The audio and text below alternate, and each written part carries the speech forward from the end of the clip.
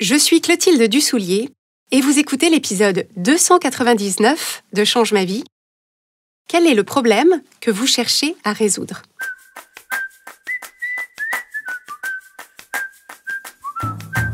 Bienvenue sur Change ma vie, outils pour l'esprit. Je suis Clotilde Dussoulier, je suis entrepreneur et master coach certifié. Et sur ce podcast, je vous livre chaque semaine des outils précis et concrets pour comprendre les mécanismes de votre cerveau et de vos émotions et construire exactement la vie à laquelle vous aspirez. Cette semaine, je veux vous confier une question puissante, qui est très simple en apparence, mais qu'on oublie trop souvent de se poser. Cette question, vous le devinez, c'est celle qui sert de titre à cet épisode, et c'est « Quel est le problème que vous cherchez à résoudre ?» La puissance de cette question et son utilité viennent d'un mécanisme qui concerne beaucoup d'entre nous, et c'est notre propension étonnante à nous lancer tête baissée dans la mise en place de solutions sans avoir pris le temps de bien clarifier en amont le problème qu'on cherche à résoudre. Alors vous avez sans doute vécu cette situation dans votre vie professionnelle. Il est 16h50 un jeudi après-midi, toute l'équipe est réunie dans la salle de réunion du premier étage et ça fait 1h30 qu'on parle des optimisations qu'on pourrait apporter aux produits, des améliorations aux services qu'on vend, ce qu'on pourrait mettre en place comme indicateur, ce qu'on pourrait améliorer, le nouvel outil hyper prometteur dont on a entendu parler et que nos concurrents ont déjà mis en place, les ressources dont on va avoir besoin pour faire tout ça, qui va faire quoi, pour quand. Donc c'est un foisonnement touffu d'idées, d'actions, de projets à lancer et chacun repart de la réunion, les bras et le cerveau chargés de choses à faire, d'infos à rassembler, de comptes rendus à rédiger. Et pour les plus perceptifs, un léger malaise, comme une impression d'éparpillement, une impression de courir à perdre haleine sans savoir exactement vers quoi ni pourquoi. Alors peut-être que ces personnes-là, si elles en ont le courage, iront voir un ou une collègue pour lui demander « Excuse-moi, mais tu as compris, toi, pourquoi on veut changer ce truc ? Pourquoi on lance ce nouveau projet ? Pourquoi on veut mettre en place ce nouvel outil, cette nouvelle organisation ?»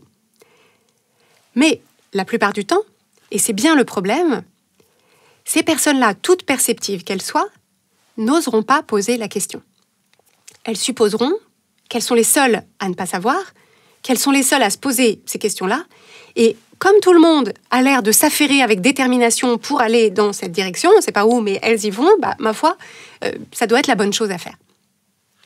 Alors qu'en réalité, il y a des chances pour que personne ne sache réellement, précisément, pourquoi on fait tout ça, et surtout, quel problème on cherche à résoudre exactement en déployant toute cette énergie et toutes ces ressources. Il y a des chances pour que tout le monde se soit laissé embarquer dans le tourbillon du faire, parce que faire paraît toujours en surface, plus favorable que ne pas faire, plus productif que réfléchir. Et c'est comme ça que des quantités considérables de temps, d'énergie et d'argent sont dépensées à résoudre des problèmes qui n'en sont pas, ou plus souvent encore à apporter des solutions qui ne correspondent pas aux vrais problèmes qu'on a effectivement. Cet écueil n'est pas du tout l'apanage des grosses entreprises très lourdes, bien au contraire, c'est quelque chose qui touche tout autant les entrepreneurs et les solopreneurs. La façon dont ça se présente souvent pour elles et pour eux, donc pour vous, si vous êtes concernés par cette situation, c'est que les entrepreneurs et les solopreneurs, globalement, sont très friands de podcasts, de ressources, de livres. Ce sont des personnes qui brassent plein d'idées, qui échangent beaucoup avec d'autres entrepreneurs, qui ont un fort attrait pour la nouveauté et une forte tendance au FOMO, la peur de passer à côté de quelque chose, ce fear of missing out dont on a parlé dans l'épisode 247. Ce sont des personnes qui imaginent, qui se projettent, qui peuvent avoir tendance à s'enthousiasmer pour une idée ou pour une stratégie et à se lancer tête baissée sans avoir clarifié en amont le problème qu'ils et elles cherchaient réellement à résoudre. Alors, c'est vrai, un ou une entrepreneur qui est dans l'action a globalement plus de chances d'arriver à ses fins qu'un ou une entrepreneur qui reste bloqué sur place, qui ne prend pas de décision et qui ne tente rien. Mais il y a un juste milieu entre l'inaction et l'agitation. Le juste milieu, c'est l'action judicieuse, celle qui répond le plus précisément possible au problème le plus important qu'on a en face de soi. Alors, pour vous donner un exemple, c'est cet écueil-là qui peut conduire un ou une solopreneur à se lancer dans la création de courtes vidéos rigolotes pour les réseaux sociaux, parce que c'est ce qui marche bien, c'est ce que tout le monde fait, et puis si on a une vidéo qui devient virale, ça peut apporter beaucoup d'abonnés sur le compte, etc., etc. Donc oui, d'accord, des vidéos rigolotes, pourquoi pas. Mais quel est le problème principal que cette personne cherche à résoudre en ce moment dans son entreprise, dans son activité? Il est probable que pour cette personne, comme tout entrepreneur ou tout solopreneur, son problème principal, c'est ou de générer plus de ventes, ou d'améliorer la qualité de son offre, ou de s'organiser plus efficacement, ou de trouver les bonnes personnes pour l'aider à avancer plus vite et plus efficacement. Donc, dans cette perspective, en fonction du problème principal qui a été identifié, est-ce que, effectivement, créer des vidéos rigolotes pour les réseaux sociaux est le meilleur moyen de résoudre l'un de ces problèmes, sachant que ces vidéos, toutes rigolotes qu'elles soient, prennent pas mal de temps et d'énergie à produire, qu'elles seront vite consommées, vite oubliées, que leur potentiel viral est très hasardeux et ramènera sans doute des abonnés qui arriveront là un peu par hasard, au hasard de l'algorithme, sans être nécessairement intéressés par le produit ou le service en question. Donc, en se posant cette question, quel est le problème que je cherche à résoudre? Ça permet de recentrer notre réflexion et ça permet de gagner beaucoup de temps et d'énergie parce qu'on évite de les perdre dans des actions ou des initiatives qui ne répondent pas aux enjeux réels et actuels. Je vous ai donné des exemples tirés du monde professionnel, mais cette question est tout aussi importante à intégrer dans votre vie personnelle. C'est utile, par exemple, quand on s'apprête à acheter quelque chose ou à investir dans quelque chose. Par exemple, si je suis dans un magasin de cuisine, que je suis en train de regarder tous les ustensiles, les gadgets, les casseroles, etc. Imaginons que je suis très tentée d'acheter cette pince spéciale qui sert à équeuter les tomates. Je peux alors me poser la question, quel est le problème que je cherche à résoudre en achetant ce bidule? Et aussi, question suivante, est-ce que c'est un problème que je ne peux résoudre qu'en achetant ce bidule? Dans le cas de la pince pour équeuter les tomates, ça me permet de conclure, en réalité, le problème que je cherche à résoudre, c'est d'équeuter les tomates, mais mon couteau d'office me permet déjà d'équeuter les tomates sans difficulté. Donc, en fait, ce n'est pas un problème que je cherche à résoudre, ou en tout cas, ce problème que je cherche à résoudre, c'est pas l'équeuteur à tomates qui va m'aider. Parce qu'effectivement, si c'est un peu difficile d'équeuter les tomates avec mon couteau d'office, c'est sans doute qu'il n'est pas bien aiguisé. Et dans ce cas, bien mieux que l'équeuteur de tomates, j'aurais plutôt intérêt à aller voir du côté des aiguiseurs de couteaux, qui résoudra durablement mon vrai problème, qui est, en réalité, mon vrai problème, c'est mon couteau n'est pas assez aiguisé. Par la même occasion, je résoudrai plein d'autres problèmes qui venaient du fait que mon couteau n'était pas assez aiguisé, et c'est un problème que je pourrais résoudre dès qu'il surviendra à nouveau, puisque la lame d'un couteau finit toujours par s'émousser. Donc pensez-y pour les achats que vous envisagez, et posez-vous bien la question, quel est le problème que je cherche à résoudre avec ce produit ou ce service, et est-ce que cet achat est le seul moyen de le résoudre? Plus largement et bien au-delà des achats que vous faites, cette question me paraît capitale à garder en tête dans la façon dont vous conduisez votre vie et dont vous prenez vos décisions. Parce qu'en réalité, tout au long de notre vie, le programme qui tourne dans notre cerveau en tâche de fond, c'est toujours un programme de résolution de problèmes. Notre cerveau est conçu pour identifier les problèmes qu'on rencontre à un instant T, ce qui nous empêche de nous sentir bien, ce qui nous empêche d'avoir ce qu'on veut, et de rechercher des solutions à ces problèmes. Donc en permanence, notre cerveau analyse ce qui se passe autour de nous et comment on se sent, et il se propose de faire le lien entre les deux. Et donc, en fonction de cette analyse, il nous apporte l'idée, par exemple, que notre organisation du quotidien est trop lourde, que notre relation de couple n'est pas satisfaisante, que notre boulot ne nous épanouit pas, que nos voisins sont insupportables, que notre appartement est trop petit, qu'on se sent seul dans cette nouvelle ville, que notre corps n'a pas la forme qu'il faut, etc., etc. Alors, ce n'est pas du tout un problème que notre cerveau soit occupé à ça, bien au contraire. C'est cette fonction-là de notre cerveau qui fait qu'en tant qu'être humain, on est toujours à la recherche d'amélioration de notre qualité de vie, donc que ce soit la qualité de notre vie intérieure ou de notre vie extérieure. C'est ça qui nous donne l'impulsion de quitter des situations qui ne sont pas bonnes pour nous. C'est ça qui nous permet d'arrêter des comportements qui ne nous conviennent pas et d'apporter à notre vie des changements qui nous mèneront globalement vers plus d'épanouissement et d'accomplissement. Simplement, lorsque votre cerveau vous apporte ces idées-là, en fait, il faut bien comprendre que ce sont encore des idées brutes, des analyses de premier niveau, avec une perception de surface de la nature du problème. Au moment où vous vous dites « il faut que je change de job, il faut que je perde du poids, il faut que je me fasse de nouveaux amis, il faut que mon conjoint ou ma conjointe fasse plus ci et moins ça », c'est important de creuser la question pour identifier la vraie nature du problème et vérifier que vous ne vous lancez pas dans des solutions qui répondraient au mauvais problème. Au moment d'envisager un changement de job ou de partenaire, au moment d'investir dans une formation ou dans un programme de coaching, au moment de revoir votre organisation, de vous lancer dans un nouveau projet ou d'avoir une discussion difficile avec un proche ou une collègue, prenez toujours le temps de vous poser la question « Quel est le problème que je cherche à résoudre en faisant ça ?» Alors, à minima, ça vous permettra de vous engager dans ce changement, dans cet investissement, dans cette conversation, avec une idée bien plus claire de votre intention et de votre objectif. Par exemple, je veux changer de job parce que j'ai 2 heures de transport ou d'embouteillage chaque jour, parce qu'on ne me permet pas de faire du télétravail et que ce rythme m'épuise. Donc, si c'est ça que j'ai identifié comme étant le problème que je cherche à résoudre en changeant de job, quand je vais faire mes recherches, je vais garder en tête l'importance du travail ou de la proximité. Et si je trouve un poste vraiment intéressant mais encore trop loin, il faudra que je me souvienne bien de ça.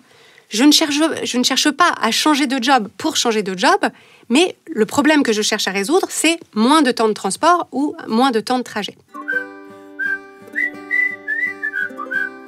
Donc ça, c'est à minima de vous dire effectivement, ce que je cherche à faire va résoudre le problème, mais ça vous permet d'avoir une idée très claire de l'intention et de l'objectif. Mais dans bien des cas, vous vous apercevrez avec surprise que vous vous apprêtiez à faire quelque chose qui ne répond pas réellement au problème que vous avez ou qui n'est pas la solution la plus simple et la plus directe au problème que vous rencontrez. Imaginons que vous envisagez de faire une formation supplémentaire dans votre domaine d'expertise.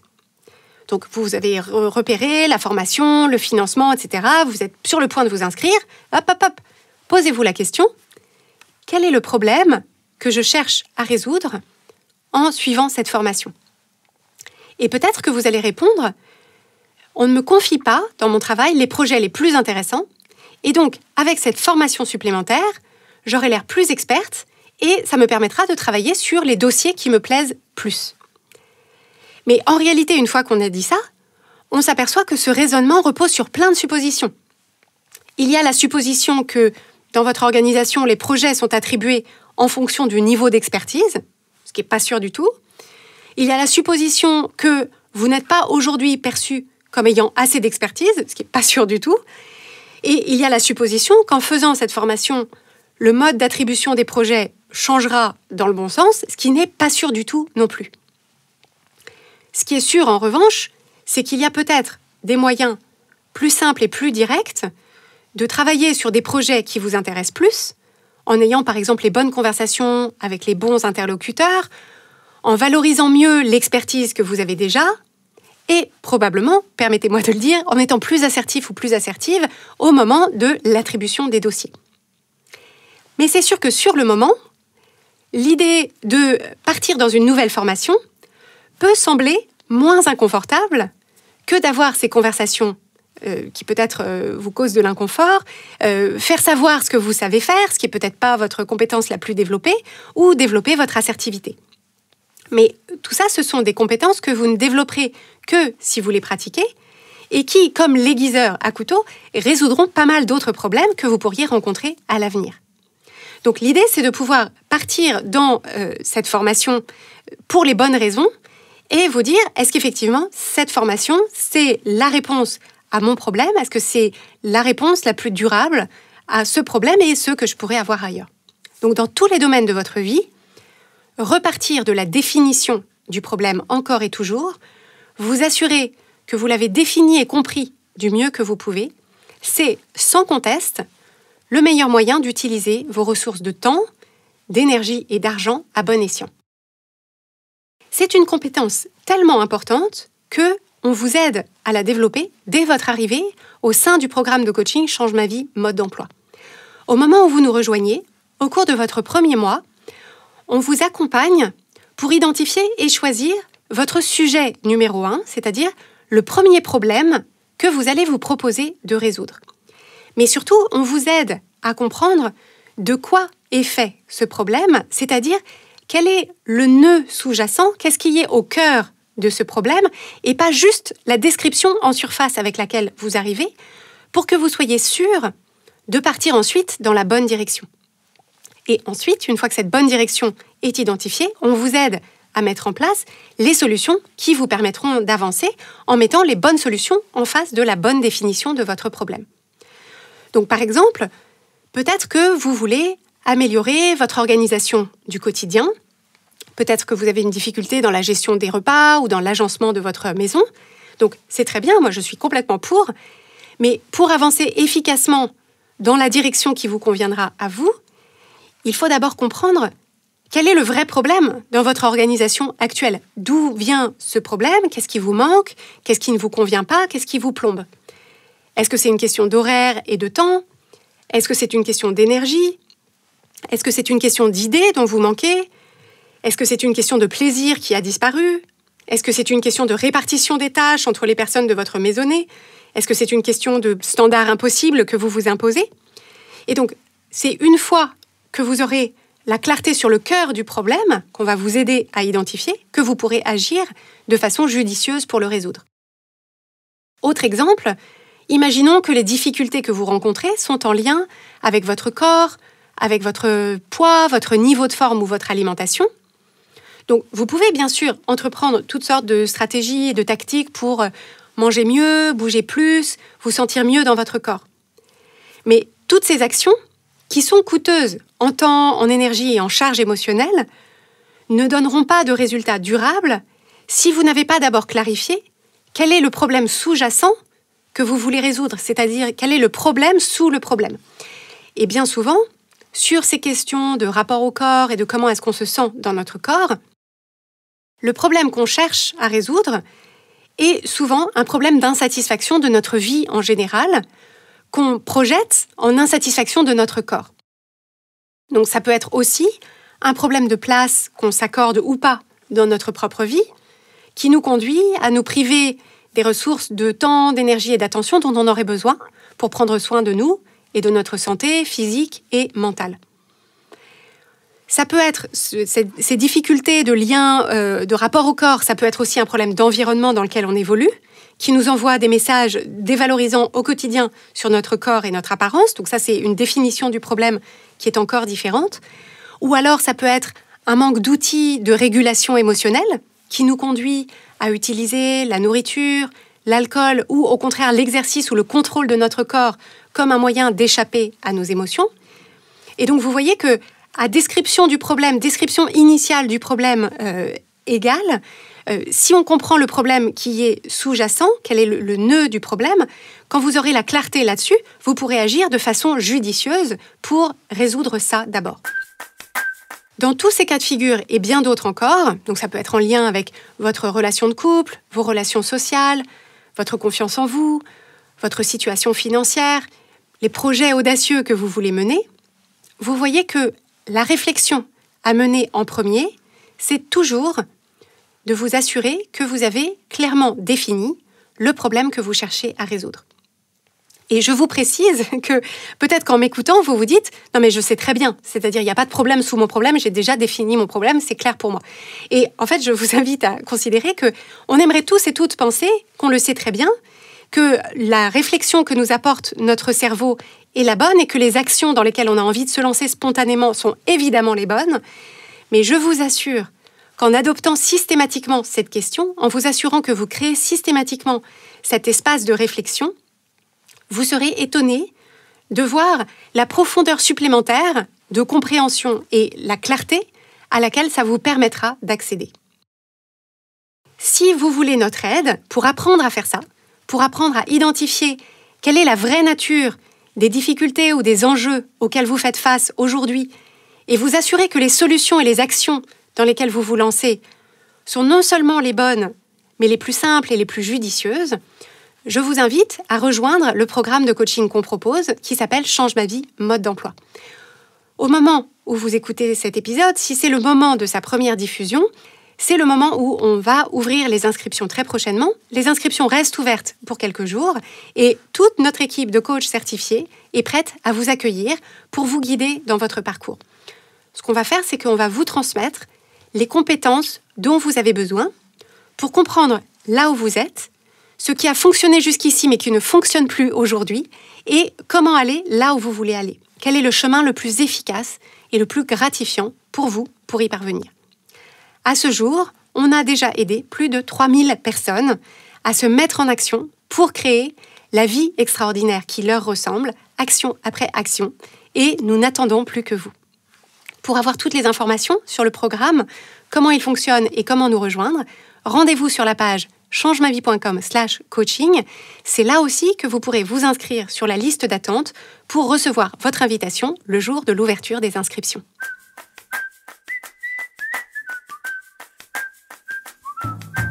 Si vous aimez Change ma vie, vous allez adorer Change ma vie mode d'emploi.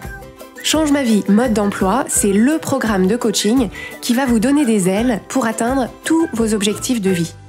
Grâce à notre méthodologie unique, nous allons vous guider pas à pas pour développer la vision riche et vivante de ce que vous voulez. Nous allons vous aider à trouver la clarté sur la façon la plus simple et la plus directe de l'obtenir et nous allons vous apprendre à soutenir votre élan tout du long en surmontant les obstacles avec confiance pour vous sentir avancer tous les jours vers la vie à laquelle vous aspirez. Si vous écoutez Change ma vie, c'est que vous savez que vous avez une vie extraordinaire à vivre. Une vie qui a du sens et un impact, et c'est notre mission et notre passion de vous y aider. Je vous donne donc rendez-vous dès aujourd'hui sur changemavie.com/coaching pour avoir toutes les informations.